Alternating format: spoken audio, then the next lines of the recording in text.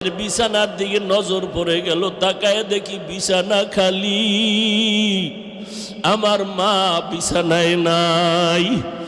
নামাজের মুসল্লায় দাঁড়াইয়া দেখি আমার ডান পাশে আমার বাবাই কই, আমার বাবাই তো আমার পাশে আজকে দাঁড়াইল না, কই আমি আজ এতিমের মতো হয়ে গেলাম, কে আমার একটু মাথায় হাত দিয়ে দোয়া দিবে রে যুবক। ও যুবকেরা, ওই মা বাবার দোয়া ছাড়া তুমি পরীক্ষায় ভালো নাম্বার পাও নাই। ওই মা বাবার চোখের পানি আর দোয়া ছাড়া আমি হাফিজুর রহমান চেয়ারে বসতে পারি নাই।